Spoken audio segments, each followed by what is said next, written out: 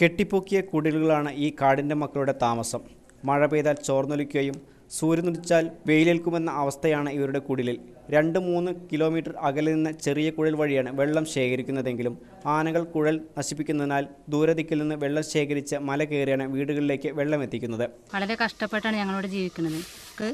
വെള്ളം കിട്ടാനുള്ള ഓസ് കിട്ടിക്കുന്നത്. പിന്നെ അത് ഞങ്ങൾ പൈസ മുടക്കി ഓസ് വാങ്ങിയിട്ടതാണ്. അതന്നെ ആന ചവിട്ടി കഴുത്തിട്ടാണ്. ഞങ്ങൾക്ക് ദിവസം വെള്ളം കിട്ടലില്ല. വെള്ളത്തിന് തന്നെ 2-3 പ്രാവശ്യം നടന്നാലേ ഒരു കലം വെള്ളം തന്നെ കിട്ടുള്ളൂ. വളരെ കഷ്ടപ്പാടാണ് ഞങ്ങളിവിടെ. വൈദ്യുതി പോസ്റ്റൊക്കെ ഞങ്ങൾക്ക് ഇതുവരെ വന്നിട്ടുണ്ട്.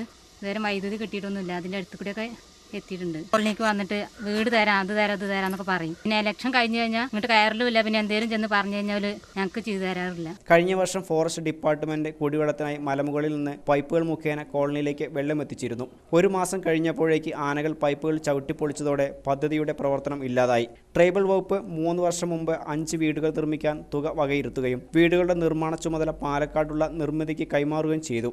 എന്നാൽ ഇന്നേ വരെ വീടിന് നിർമ്മാണം നടന്നിട്ടില്ല. കുത്തനെയുള്ള പാറക്കെട്ടുകൾക്കിടയിലാണ് കൂടുതലായും കുടിൽ കെട്ടി ആദിവാസികൾ താമസിക്കുന്നത്. ബഫർ സോൺ നിലവിൽ വന്നതോടെ കാട്ടിൽ നിന്ന് വിറക്, തേൻ, മരുന്ന് എന്നിവ ശേഖരിക്കൽ ഫോറസ്റ്റ് ഡിപ്പാർട്ട്മെന്റ് തടഞ്ഞതോടെ ആദിവാസി വീടുകളിൽ ചില ദിവസങ്ങളിൽ അടുപ്പിൽ തീ പുകയാത്ത അവസ്ഥയാണ്. എപ്പോഴെങ്കിലും ആരെങ്കിലും കൂലിപ്പണിക്ക് വിളിച്ചാൽ അന്ന് പട്ടിണിയില്ലാതെ കിടക്കുമെന്ന് ആദിവാസികൾ പറഞ്ഞു. പാലക്കാട് ജില്ലയിൽ സമ്പൂർണ്ണ വൈദ്യുതി നടപ്പിലാക്കിയിട്ടും ആദിവാസി ഊരുകളിൽ വൈദ്യുതി എത്തിയിട്ടില്ല.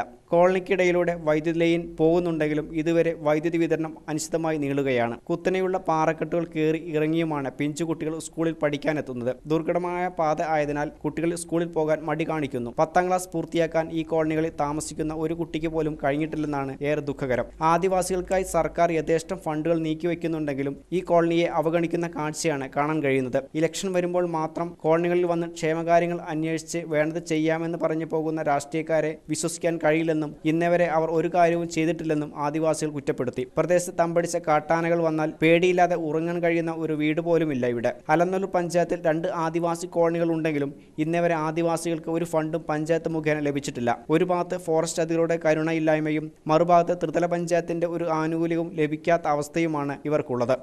ഞങ്ങൾ ഈ കാട്ടിൽ എടുക്കാൻ പോകും. അതൊരു കിട്ടിയില്ലെങ്കില്ല. പിന്നെ എപ്പോഴും വല്ല പണിയാരും വിളിച്ചാൽ അത് ഒരു പണിയിട്ട് പിന്നെ പിറ്റേന്ന് പണി ഉണ്ടാവും. പോയിക്കണം. ഞങ്ങൾക്ക് ഒന്നാമത്തെ കുടിവെള്ളമില്ല, വൈദ്യുതി ഇല്ല.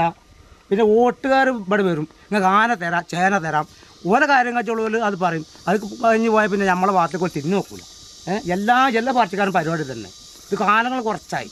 എന്താ ഞങ്ങളിതിനു വേണ്ടി ചെയ്യുക? ഞങ്ങൾ ഇവിടെ ഞാനൊരു മൂപ്പരാന്ന് എല്ലാവരും വിളിച്ചിട്ടുണ്ട്. അപ്പം ഞാനതിലേക്ക് എല്ലാ പാർട്ടിക്കാരും ചെന്ന് പറയും, അവിടുത്തെ വില്ലേജ് ചെന്ന് പറയും, എല്ലാവരും ചെന്ന് പറയും. നമ്മൾ ചെന്ന് പറഞ്ഞ ഒരു വില പോവില്ല. ഇത്ര മാത്രം ഇത് ഈ സർക്കാർ